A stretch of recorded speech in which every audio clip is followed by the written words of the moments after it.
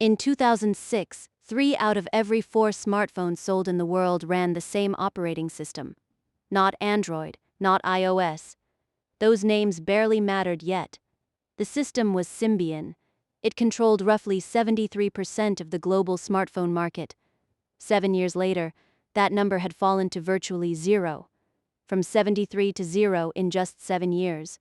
That is not a slow decline. It is a collapse, a free fall.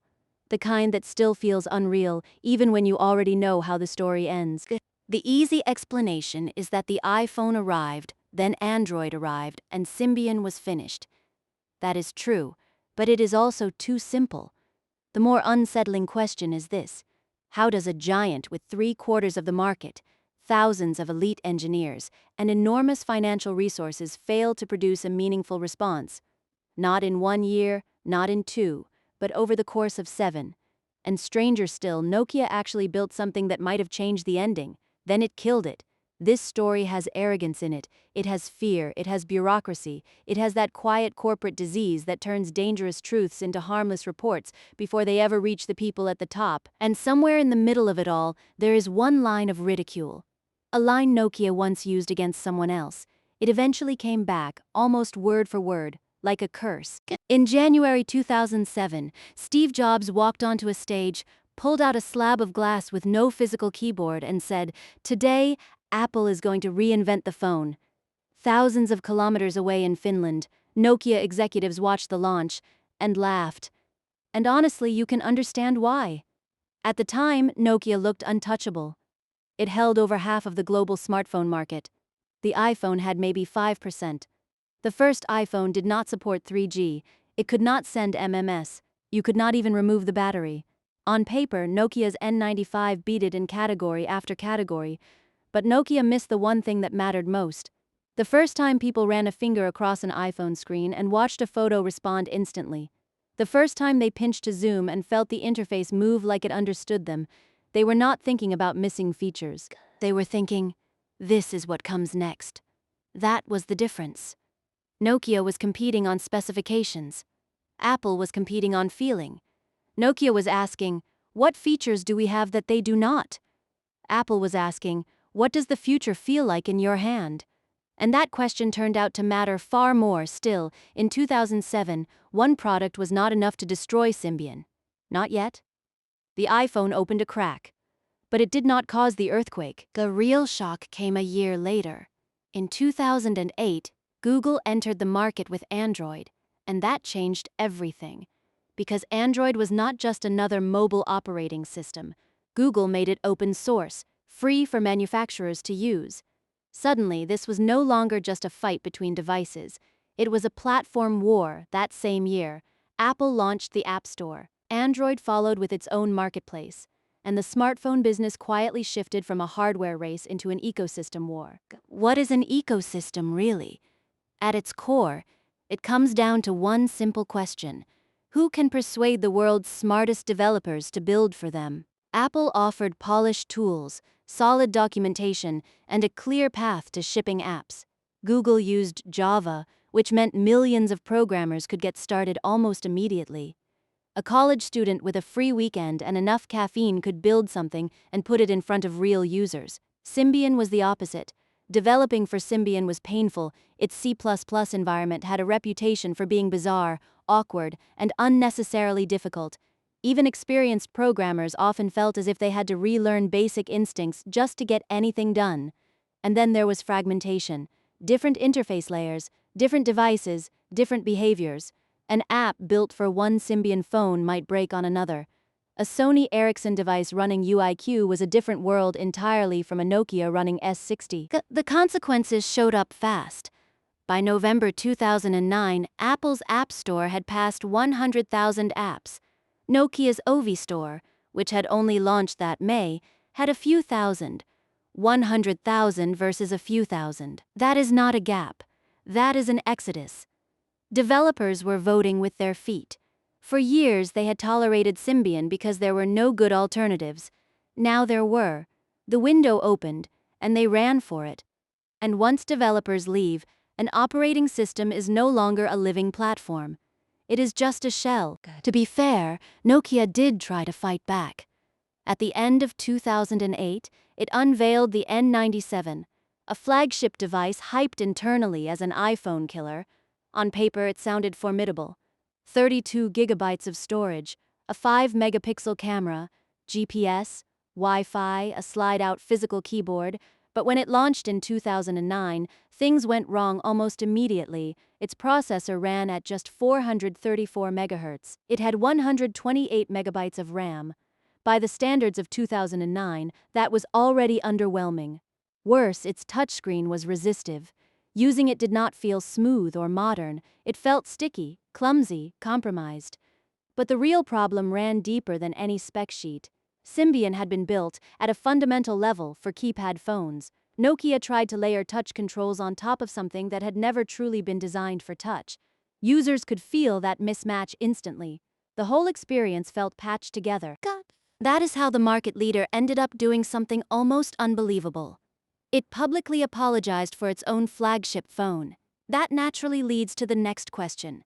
Nokia had thousands of engineers. Surely they knew where the problem was. So why did nothing change? Years later, researchers interviewed dozens of former Nokia executives, managers, and engineers to understand what had happened inside the company. What they found was bleak. The problem was not that nobody saw the danger. The problem was that people stopped speaking honestly about it. Inside Nokia, fear flowed downward through the organization. Senior leadership feared investors, market pressure, and the loss of control. Middle managers feared senior leadership, and somewhere along the way the culture developed an unwritten rule. Bringing bad news was dangerous. If you delivered bad news, you became the problem. So the truth got softened, filtered, reworded, smoothed over. By the time it reached the top, it barely resembled reality anymore. One former manager named Risku, who worked on Symbian's interface design, later said his team had proposed 500 ideas to improve Symbian. How many were approved? 0. Not because the ideas were bad, but because they died in committees. One department said the cost was too high. Another said it would disrupt older products. Risku described the whole thing as a Soviet-style bureaucracy. 500 proposals, 0 approved. That tells you almost everything. Nokia did not run out of intelligent people. It built an organization that made intelligent people ineffective. It also explains one of the strangest facts in this whole story. Nokia had touchscreen prototypes years before Apple. It saw where the world might be going. It even had the technical ability to move there. But getting from prototype to product would have required something dangerous.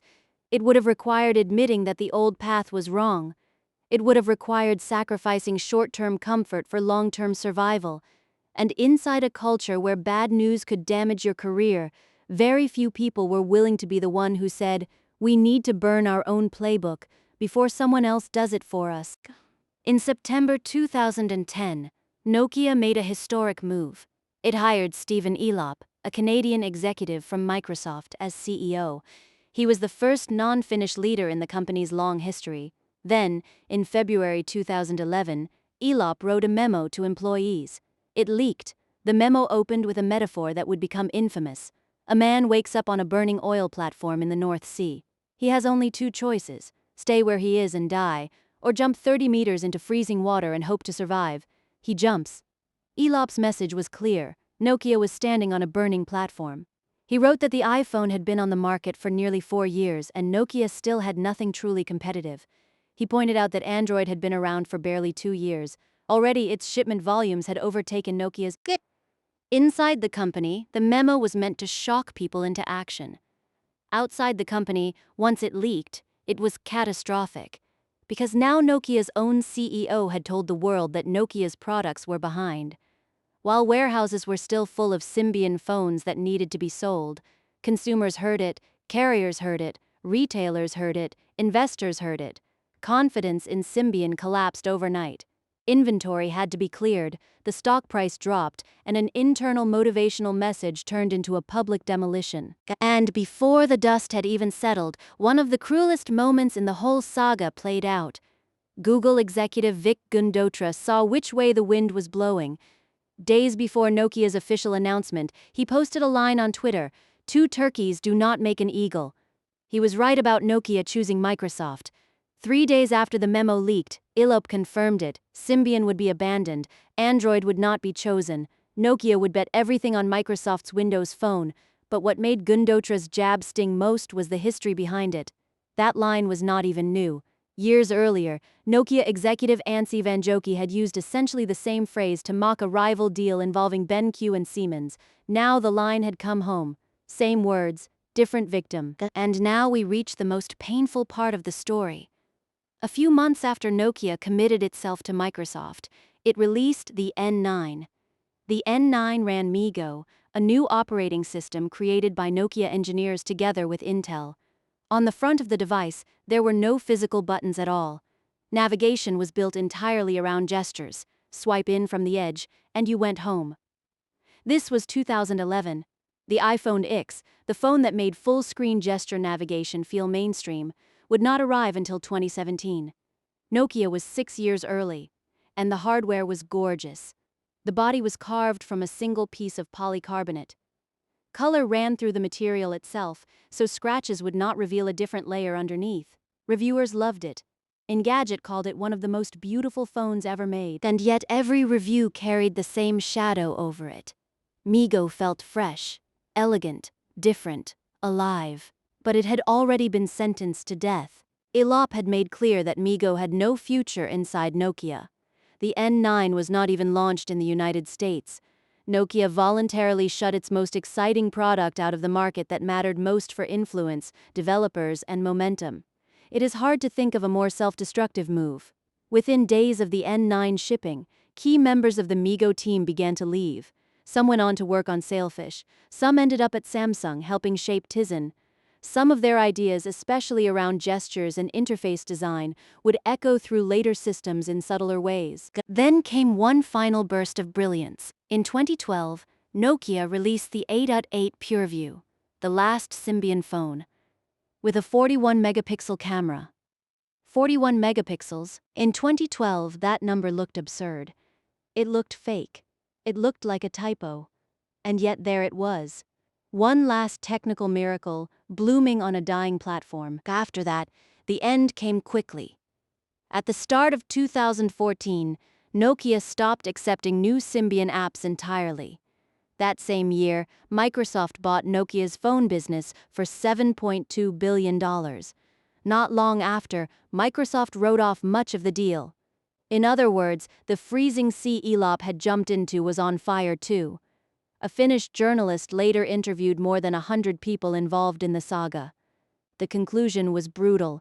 Ilop was not a saboteur, but he may have been one of the worst CEOs of his era, and that feels important, because history often prefers conspiracy to incompetence. Conspiracy is more dramatic, but in the real world, incompetence is more common, and often just as destructive. There is a famous line often attributed to Ilop around the sale of Nokia's phone business: "We didn't do anything wrong, but somehow we lost." The source of that quote has never been firmly verified, but whether he said it or not, the line captures something real: the bewilderment of a company that could not fully understand why it had been defeated. The problem is that this confusion was itself part of the failure. Because Nokia did do things wrong. It treated the future of phones like a spec war, when the real battle had shifted to experience. It overvalued hardware and undervalued developers. It failed to understand that once software ecosystems take over, the center of gravity moves, and above all, it built a bureaucracy so rigid that reality could no longer travel upward intact. 500 proposals, none approved. That is not a few bad decisions, that is system failure. And it is not as if Nokia had no alternative path. Samsung faced many of the same pressures. It had its own operating system too, Bada. But Samsung did what Nokia would not. It gave up on its in-house platform quickly, embraced Android completely, and focused on hardware execution and supply chain strength. That decision changed everything. Sometimes the hardest move in business is not persistence. It is surrender at the right time, for the right reason. But the Symbian story is not only a story about death. The engineers who left Nokia helped trigger a startup wave across Finland and the broader Nordic region. Companies like Rovio and Supercell emerged from the same talent ecosystem. Nokia itself reinvented its business. It became one of the major players in global telecom infrastructure and 5G equipment, even as it largely vanished from everyday consumer life. And some of Nokia's ideas refused to die. The N9's gesture-first design showed up years later in phones that changed the industry. The imaging ambition of the 808 PureView foreshadowed the computational photography future that the entire smartphone market would eventually embrace. So no, Symbian did not simply disappear. Its body died, its DNA scattered, and parts of it lived on everywhere. So what is the real lesson of Symbian? Maybe it is this. Nokia kept asking, how do we make a better phone? Apple and Google were asking, how do we make it easy for everyone else to create value on our platform? Those questions sound similar. They are not. They lead to completely different futures. Nokia mastered the old race without realizing the race itself had changed. It kept running harder on a track that no longer mattered, and that lesson has never stopped being relevant. No company stays invincible forever, not because its engineers suddenly become foolish, not because its products instantly become worthless, but because the world changes and organizations usually notice too late. If a company cannot help other people create on its platform, and if it cannot hear uncomfortable truth from its own front lines, then even a throne that looks permanent can turn to ash in just 7 years. That is what happened to Symbian, and that is why its fall still matters.